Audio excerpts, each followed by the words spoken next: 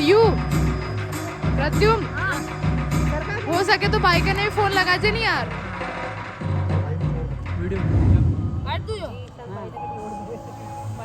Bike लगा नहीं। नमस्कार, स्वागत है आपका मध्य प्रदेश पर्यटन द्वारा सुयोजित आज के अविस्मरणीय शो में। आपसे विनती है कि अपने मोबाइल्स को ऑफ कर दें ताकि इस शो का आप पूरा आनंद ले सके। आज पचमढ़ी के इतिहास, रहस्यों, वनस्पति, जीव जंतुओं और समृद्ध विरासत की कहानी सुनेंगे आप। भाई इधर फोन लगा नहीं और चित्रों के संगम से अच्छा इधर फोन दे नहीं। इस कहानी के सूत्रधार हैं लॉक नहीं पता मैंने प्रत्युम दे लॉक खोल दे मैं देख के देख जिसके तुम बस बीचों फोन दे दो बीच लॉक खोल बसी दे है सतपुड़ा की ना बाइक फोन लगा दे सिंपल पचमढ़ी। तो शुरू करते हैं। व्हाट्सएप लगा दे वैसा में नहीं लेगी बैलेंस नहीं सतपुड़ा की तो व्हाट्सएप तो भाई को चल्लू नहीं है दक्षय को फोन दे मैं हूँ सतपुड़ा। 160 करोड़ सालों से मैं अड़िग खड़ा हूँ। समय के बदलते चेहरे का एक खामोश गवाह। ऋतु, भूगोल, सभ्यता, संस्कृति सब कुछ बदला है प्रत्युम मेरी ही आंखों रेंदे के भाई ने सामने। और आज भाई समझ आई इसी उठे बदलाव की कहानी मैं आपको सुनाऊंगा। 7 पहाड़ों का समागम हुआ सतपुड़ा, दक्षय ले मध्य भारत की सबसे ऊंची पर्वत श्रृंखला। मैं भारत का सबसे पहला पर्वत हूं जो समुद्र की रहस्यमय गहराई से पृथ्वी के अंतर्भाग की विशाल शक्तियों के कारण समुद्र तल से 4000 फीट ऊपर उठा हूं। प्रकृति के निरंतर बदलते हुए चेहरे की एक अविस्मरणीय मिसाल। पूर्वी गुजरात से लेकर महाराष्ट्र और मध्य प्रदेश का स्पर्श करते हुए छत्तीसगढ़ तक 900 किलोमीटर का है मेरा विस्तार। मेरी गोद में नर्मदा और ताप्ती नदियां अपनी ही धुन में गुनगुनाती हुई बहती हैं। हिमालय से भी प्राचीन हूं मैं। इन करोड़ों साल में हुए कुछ विशेष अतुलनीय घटनाओं और कहानियों को मैंने चुना है, जिनसे आज मैं आपका परिचय करवाऊंगा।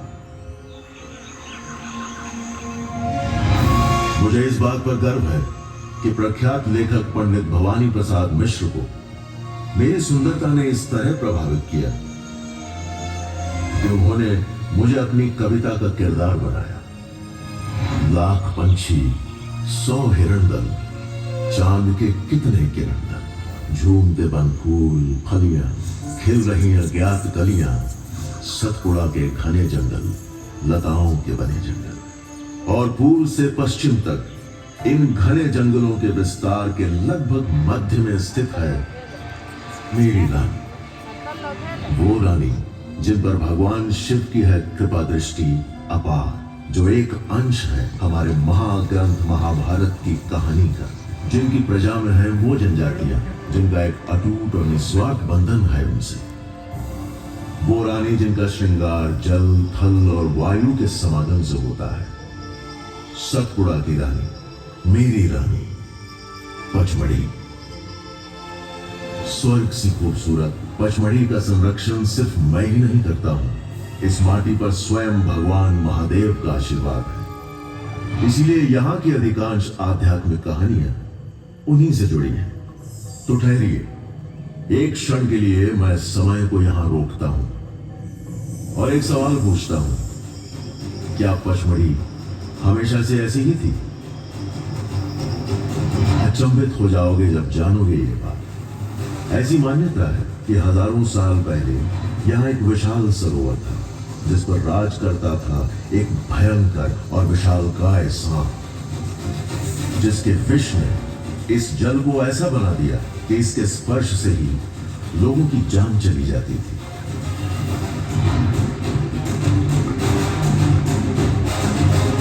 इस संकट से निवारण पाने के लिए यहाँ के वासियों ने भगवान शिव से प्रार्थना की और उदार महादेव स्वयं धरती पर आए।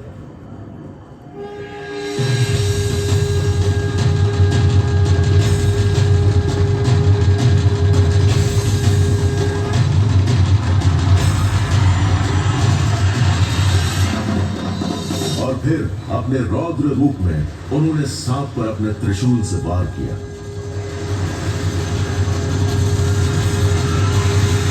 त्रिशूल के शक्तिमय वार के प्रकोप ने सरोवर को सुखा दिया और महादेव के आशीर्वाद और प्रकृति की शिल्पकारिता के चमत्कार से यहां की खाली जगह ने हांडी का आकार ले लिया।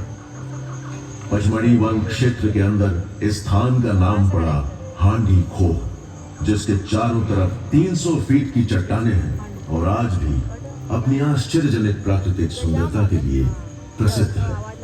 सांप से मुक्ति पाकर धीरे धीरे इस वीराने में जीवन के आसार नजर आने लगे। विभिन्न प्रकार के वनस्पति और जीवों का जन्म हुआ और पचमढ़ी का सृजन हुआ। इसी पचमढ़ी में ही स्थित है महादेव गुफा, जिसकी सिलवटों में बसी है भगवान शिव की एक और कथा। पूर्व काल में भस्मासुर नाम का एक असुर हुआ करता था। समस्त विश्व पर राज करने की अभिलाषा होने के कारण उसने भगवान शिव की कठोर तपस्या की। भगवान शिव से उसे वरदान मिला कि वो जिस पर भी हाथ रखेगा वो भस्म हो जाएगा। इस शक्ति का दुरुपयोग करते हुए भस्मासुर ने त्राही त्राही मचा दी और फिर अहंकार से चूर भगवान शिव को ही भस्म करना चाहा। भस्मासुर को रोकने के लिए भगवान विष्णु ने महादेव गुफा में एक खेल रचा। अभिमानी असुर का ध्यान भटकाने के लिए भगवान विष्णु मोहिनी के रूप में प्रकट हुए। मोहिनी ने भस्मासुर को नृत्य करते हुए अपने मोह जाल में ऐसा फंसाया कि उसने स्वयं ही अपने सर पर हाथ रख दिया और जलकर भस्म हो गया।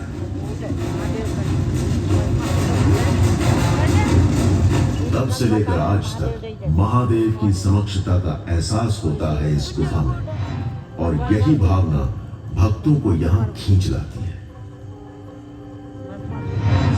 अब एक और राज की बात बताता हूं। शिवजी का एक ऐसा आवास बसा है मेरी ही रानी की वादियों में, जो उनके मन पसंद धामों में से एक है, जटाशंकर।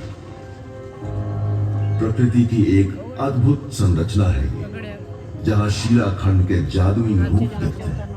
पहाड़ों और चट्टानों के बीच बरगद के पेड़ों की झूलती शाखाएं देखकर लगता है कि शिवजी ने अपनी विशालकाय जटाएं फैला रखी।